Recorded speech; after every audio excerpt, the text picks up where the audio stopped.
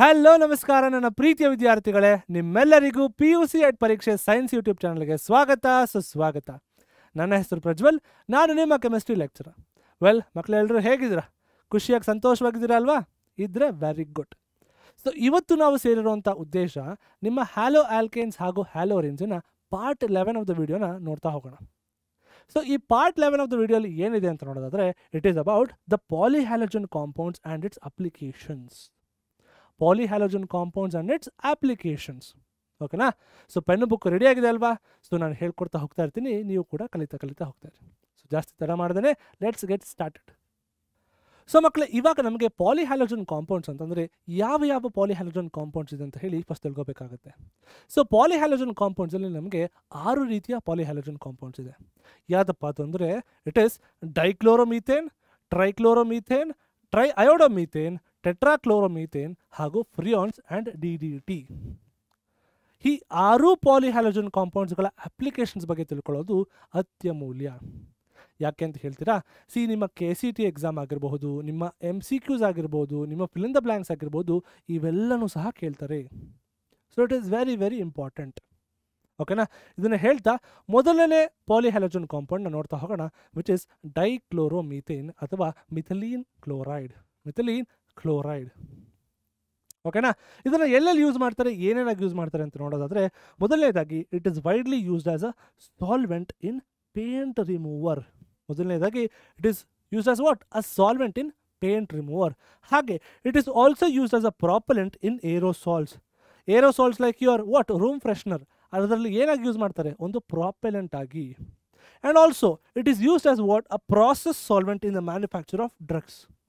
ನಾನಾ ರೀತಿಯ ಒಂದು ಮೆಡಿಸಿನಲ್ ಡ್ರಗ್ನ ಪ್ರಿಪೇರ್ ಮಾಡಬೇಕು ಅಂತಂದರೆ ಈ ಒಂದು ಪಾಲಿಹ್ಯಾಲೋ ಕಾಂಪೌಂಡನ್ನು ಪ್ರಾಸೆಸ್ ಸಾಲ್ವೆಂಟಾಗಿ ಯೂಸ್ ಮಾಡ್ತಾರೆ. ಅರ್ಥ ಆಯ್ತಾ? And also it affects the central nervous system. ಜಾಸ್ತಿ ಎಕ್ಸ್ಪೋಜರ್ಗೆ ಒಳಗಾದರೆ ಈ ನಿಮ್ಮ ಪಾಲಿಹ್ಯಾಲೋ ಕಾಂಪೌಂಡ್ನ ನಿಮ್ಮ ಸೆಂಟ್ರಲ್ ನರ್ವಸ್ ಸಿಸ್ಟಮ್ ಡಿಪ್ರೆಸ್ ಆಗ್ತಾ ಬರುತ್ತೆ. It starts affecting. ಈಗ ಲೋವರ್ ಲೆವೆಲ್ಸ್ ಆಫ್, ನೋಡಿ ಇಲ್ಲಿ, exposure of lower levels of it can cause impartial hearing and vision.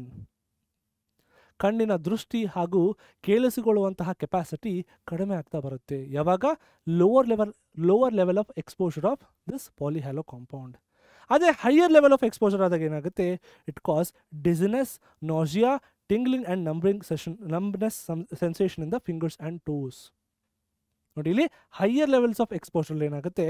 It causes dizziness, nausea, tingling and numbness in the finger and toes.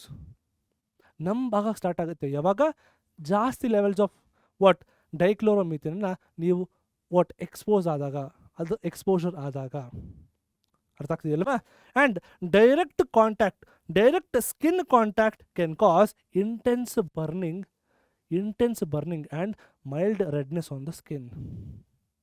ಈ ಡೈಕ್ಲೋರೋಮೀಥೇನನ್ನು ನಿಮಗೆ skin contact ಆದಾಗ ಏನಾಗುತ್ತೆ? ನಿಮಗೆ intense burning, ಉರಿ ಬರುತ್ತೆ. ಹಾಗೆ ರೆಡ್ನೆಸ್ ಕ್ರಿಯೇಟ್ ಆಗಿಬಿಡುತ್ತೆ. ಫುಲ್ ಸ್ಕಿನ್ನೆಲ್ಲ ರೆಡ್ ಆಗಕ್ಕೆ ಸ್ಟಾರ್ಟ್ ಆಗಿಬಿಡುತ್ತೆ. ಓಕೆನಾ ಮಕ್ಕಳೇ? ಆ್ಯಂಡ್ ನೋಡಿ ಇಲ್ಲಿ, direct contact with the eyes can burn the cornea.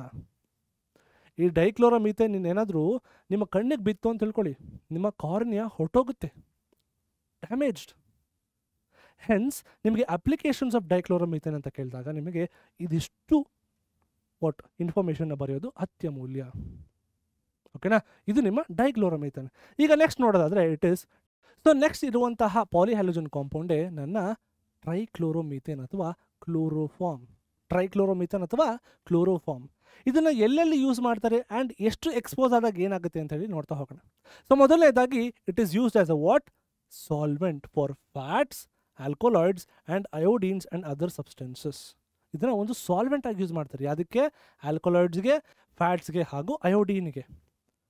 And ಇದನ್ನು ಜಾಸ್ತಿ ಪ್ರಮಾಣದಲ್ಲಿ ಏನಕ್ಕೆ ಯೂಸ್ ಮಾಡ್ತಾರೆ ಅಂತಂದರೆ, used in the production of freon refrigerant. ಯಾವುದು? R22 ಅನ್ನೊಂದು ಫ್ರಿಯಾನ್ ರೆಫ್ರಿಜರೆಂಟನ್ನು ಪ್ರೊಡಕ್ಷನ್ ಮಾಡೋದಕ್ಕೆ ಈ ಕ್ಲೋರೋಫಾರ್ಮ್ನ ಯೂಸ್ ಮಾಡ್ತಾರೆ.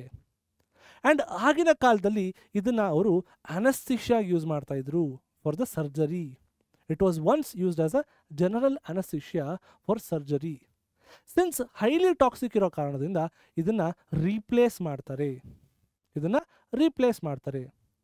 And once we get what exposed to this chloroform, our central nervous system starts depressing. ನೋಡಿ ಇಲ್ಲಿ, inhaling the chloroform depresses the central nervous system. ಕ್ಲೋರೋಫಾರ್ಮ್ನ inhale ಮಾಡ್ತೀರಾ ಅಂತಂದರೆ ನಿಮ್ಮ ಸೆಂಟ್ರಲ್ ನರ್ವಸ್ ಸಿಸ್ಟಮ್ ಡಿಪ್ರೆಸ್ ಆಗಕ್ಕೆ ಸ್ಟಾರ್ಟ್ ಆಗುತ್ತೆ. And inhaling about how much 900 ppm of chloroform will cause you dizziness, fatigue ಹಾಗೂ headache. ತಲೆನೋವು ಬರೋಕ್ಕೆ ಸ್ಟಾರ್ಟ್ ಆಗುತ್ತೆ, ತಲೆ ಭಾರ ಆಗೋಕ್ಕೆ ಸ್ಟಾರ್ಟ್ ಆಗುತ್ತೆ. ಕ್ಲೋರೋಫಾರ್ಮ್ನ ಇನ್ಹೇಲ್ ಮಾಡಿದ್ರೆ ಎಷ್ಟು 900 ppm ಆಫ್ ಕ್ಲೋರೋಫಾರ್ಮ್ನ ನೀವೇನಾದರೂ ಡೈರೆಕ್ಟಾಗಿ ಇನ್ಹೇಲ್ ಮಾಡ್ತೀರಾ ಅಂತಂದರೆ it can cause dizziness, fatigue and headache ಸಹ. And also chronic exposure of it will cause liver damage, kidney damage, and will develop sores on the skin. ಅರ್ಥಾಗ್ತದೆ ಮಕ್ಕಳೇ? ಈಗ ನೀವು ಪ್ರಶ್ನೆ ಮಾಡ್ಬೋದು, ಈ ಕ್ಲೋರೋಫಾರ್ಮ್ ಆಕ್ಸಿಜನ್ ಜೊತೆ ರಿಯಾಕ್ಟ್ ಆಗಿ in the presence of sunlight ಆಯಿತು ಅಂತಂದರೆ that will cause or that will create a poisonous gas which is called as phosgene. ನೋಡಿ ಇಲ್ಲಿ, chloroform is slowly oxidised by the air in the presence of light to an extremely poisonous gas which is called as what? Carbonyl chloride ಅಥವಾ ಫಾಸ್ಜಿನ್. ನೋಡಿ ಇಲ್ಲಿ, ನಮ್ಮ chloroform oxygen ಜೊತೆ react ಆಗಿ in the presence of light ಏನಾಗುತ್ತೆ, ನಮಗೆ ಒಂದು carbonyl chloride form ಆಗುತ್ತೆ. It is also called as phosgene. ಅದಕ್ಕೆ ನಿಮ್ಮ ಕ್ಲೋರೋಫಾರ್ಮನ್ನು ಡಾರ್ಕ್ ಕಲರ್ಡ್ ಬಾಟಲ್ಸಲ್ಲಿ ಇಡ್ತಾರೆ ನಿಮ್ಮ ಲ್ಯಾಬೊರೇಟರಿಲಿ. ಓಕೆ, ನೋಡಿ ಇಲ್ಲಿ, hence it is stored in the close dark coloured bottles completely filled so that air is kept out. Oxidise ಆಗಕ್ಕೆ ಬಿಡಲ್ಲ. ನೋಡಿ ಇಲ್ಲಿ, ಆಕ್ಸಿಡೈಸ್ ಆಗ್ಬಿಡ್ತು ಅಂತಂದರೆ ಇಟ್ ಫಾರ್ಮ್ಸ್ ಫಾಸ್ಜಿನ್. ಇದು ನಿಮ್ಮ reaction. It is very very important. Phosgene ಬಗ್ಗೆ ಸಾಕಷ್ಟು ಬಾರಿ ಕೇಳಿದರೆ ನಿಮ್ಮ MCQಸಲ್ಲಿ. ಓಕೆನಾ? ಇದು ನನ್ನ ಟ್ರೈಕ್ಲೋರೋಮೀಥೇನ್. ಈಗ ನೆಕ್ಸ್ಟ್ ಯಾವುದಪ್ಪ ಅಂತಂದರೆ ಇಟ್ ಈಸ್ ಟ್ರೈ ಅಯೋಡೋಮೀಥೇನ್ ಅಥವಾ ಅಯೋಡೋಫಾರ್ಮ್. ಏನು ಯೂಸು ಅಥವಾ ಎಲ್ಲಿ ಯೂಸ್ ಮಾಡ್ತೀವಿ ಅಂತ ನೋಡೋದಾದರೆ it is widely used as antiseptic. But ತುಂಬ ಪಂಜೆಂಟ್ ಸ್ಮೆಲ್ ಇರೋ ಕಾರಣದಿಂದ ಇದನ್ನು ರೀಪ್ಲೇಸ್ ಮಾಡ್ತಾರೆ ವಿತ್ ಅನದರ್ ಆ್ಯಂಟಿಸೆಪ್ಟಿಕ್. ನೋಡಿ ಇಲ್ಲಿ, it was widely used as an antiseptic, but the antiseptic properties are due to the liberation of free iodine but not of iodoform. Iodoform ಇಂದ ಅದು antiseptic property ಹೊಂದಿರ್ತಿರಲಿಲ್ಲ, but free radicals of iodine ಇಂದ. And also due to objectionable smell, it was replaced by other formulations containing iodine. ಕೆಟ್ಟ smell ಬರ್ತಿತ್ತು, but antiseptic ಆಗಿ work ಆಗ್ತಿತ್ತು. ಆ ಒಂದು ಕಾರಣದಿಂದ ಇದನ್ನು ರೀಪ್ಲೇಸ್ ಮಾಡ್ತಾರೆ. ಅದನ್ನು ಅಯೋಡೋಫಾರ್ಮ್ನ. ಇದು ನನ್ನ 2 ಪಾಲಿಹ್ಯಾಲಜನ್ ಕಾಂಪೌಂಡ್. ಈಗ ಮತ್ತೆರಡು ನೋಡೋದಾದರೆ it is tetrachloromethane and dichloride ಅಥವಾ difluoromethane. It is tetrachloromethane which is also called as carbon tetrachloride, CCl4. ಈಗ ಇದನ್ನು ಎಲ್ಲಿ ಯೂಸ್ ಮಾಡ್ತಾರೆ, ಏನಾಗಿ ಯೂಸ್ ಮಾಡ್ತಾರೆ, ಆ್ಯಂಡ್ ಜಾಸ್ತಿ ಎಕ್ಸ್ಪೋಸ್ ಮಾಡಿದ್ರೆ ಏನಾಗುತ್ತೆ ಅಂತ ನೋಡೋದಾದರೆ ಮೊದಲನೇದಾಗಿ it is widely used in the manufacture of refrigerants and propellants for aerosol cans. Refrigerants ಆಗಿ ಯೂಸ್ ಮಾಡ್ತಾರೆ, ಹಾಗೆ ಪ್ರಾಪಲೆಂಟ್ಸ್ ಆಗಿ ಯೂಸ್ ಮಾಡ್ತಾರೆ ಫಾರ್ ಏರೋಸಾಲ್ ಕ್ಯಾನ್ಸ್. ಹಾಗೆ it is used as a feedstock in the synthesis of what? Chlorofluorocarbon, CFCs. ಒಂದು feedstock ಆಗಿ use ಮಾಡ್ತಾರೆ for the production of what? CFCs. And until 1960 ಇದನ್ನು ಒಂದು ಕ್ಲೀನಿಂಗ್ ಫ್ಲೂಯಿಡ್ ಅಥವಾ ಡಿಗ್ರೀಸಿಂಗ್ agent ಅಥವಾ ಒಂದು fire extinguisher ಆಗಿ ಯೂಸ್ ಮಾಡ್ತಿದ್ರು ಇನ್ 1960 ಅಪ್ ಟಿಲ್ 1960s. ಅಂತಂದರೆ ಕಲೆ ಆಗಿದ್ದರೆ ಅದನ್ನು ಹೋಗಲಾಡಿಸೋದಕ್ಕೆ ಅಥವಾ ಬೆಂಕಿ ಎತ್ಕೊಂಡಿದ್ರೆ ಬೆಂಕಿನ ಹೋಗಲಾಡಿಸೋದಕ್ಕೆ ಇದನ್ನು ಯೂಸ್ ಮಾಡ್ತಿದ್ರು ಅಪ್ ಟಿಲ್ 1960s. ಓಕೆನಾ? And also exposure to it can cause liver cancer. Carbon tetrachloride ನಿಮ್ಗೇನಾದರೂ ಇನ್ಹೇಲ್ ಅಥವಾ ಕುಡಿದು ಬಿಡ್ತೀರಾ ಅಂತಂದರೆ ಲಿವರ್ ಕ್ಯಾನ್ಸರ್ ಬರೋದಂತೂ ಖಚಿತ. ಓಕೆನಾ?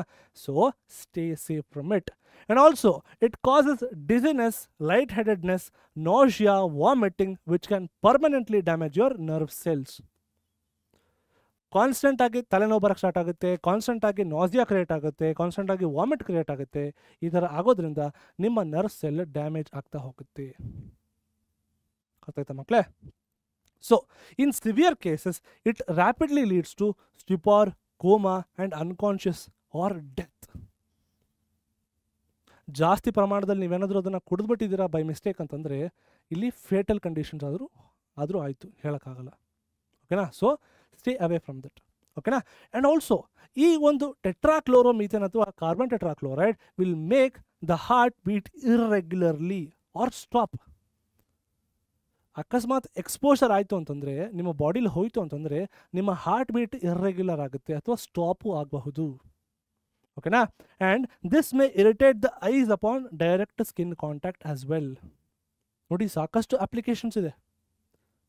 ಆ್ಯಂಡ್ ನಮ್ಮ ನೇಚರಲ್ಲಿ ನೋಡೋದಾದರೆ it depletes the ozone layer. Due to this there is increase in what exposure of UV light to humans, leading to what?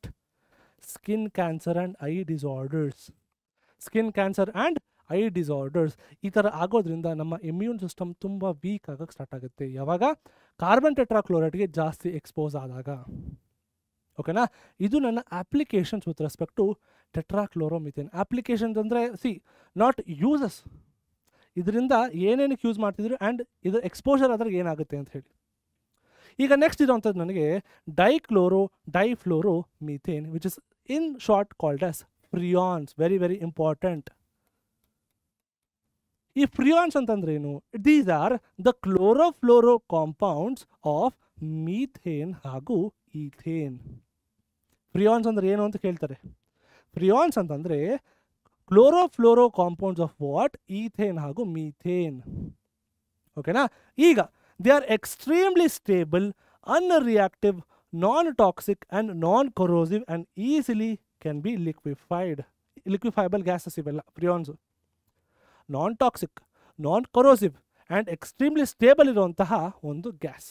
ಯಾವುದು? ನನ್ನ ಫ್ರಿಯಾನ್ ಗ್ಯಾಸ್. ಫ್ರಿಯಾನ್ ಏನು formula? CCl2F2. ಫ್ರಿಯಾನ್ 12 formula CCl2F2. These CCl2F2 are the most common freons in the industrial use. ಜಾಸ್ತಿ ಪ್ರಮಾಣದಲ್ಲಿ ಇಂಡಸ್ಟ್ರೀಸಲ್ಲಿ ಫ್ರಿಯಾನ್ 12 ಅನ್ನೇ use ಮಾಡ್ತಾರೆ. ಅರ್ಥ ಆಗ್ತಿದೆಯಲ್ಲ ಮಕ್ಕಳೇ? ಹಾಗೆ it is use in the manufacture of what?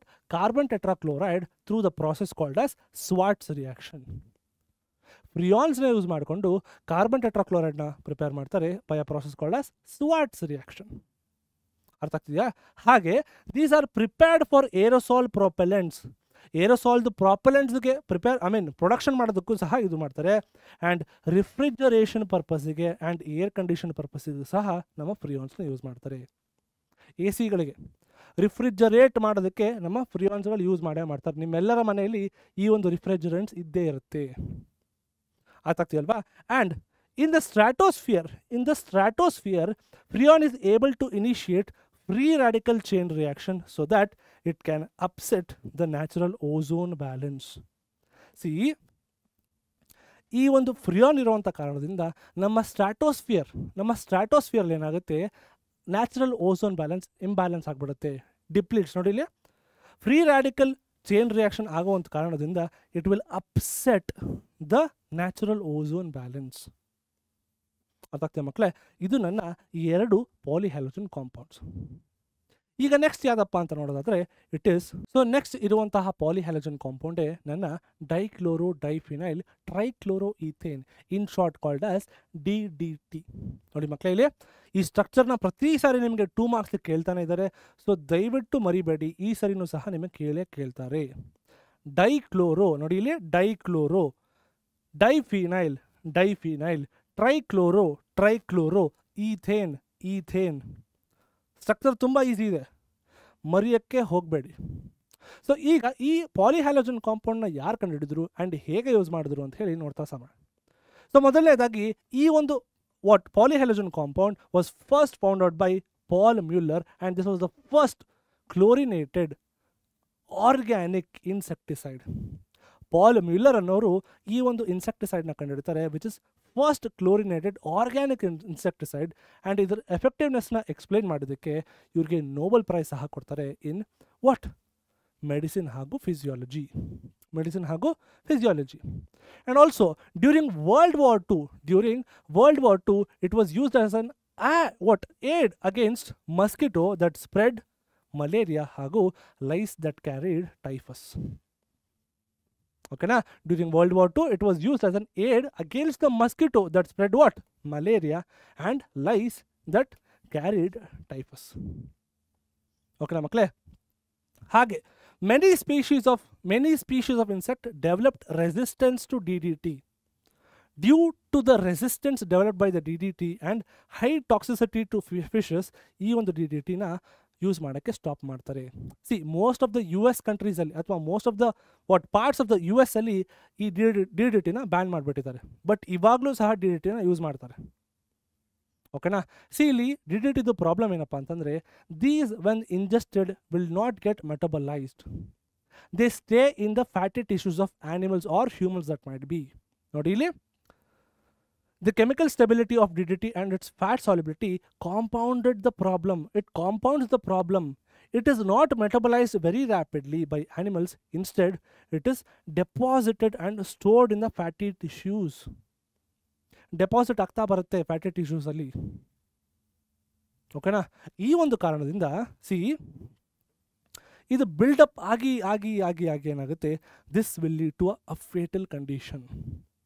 This will lead to a fatal condition. DDT ಇಜೆಷನ್ ಆಗಲ್ಲ, it keeps on getting stored in the fatty tissues. ಓಕೆನಾ ಮಕ್ಕಳೇ, and it is very very dangerous. ಓಕೆನಾ ಮಕ್ಕಳೇ, ಇದು ನಿಮ್ಮ polyhalogen compounds.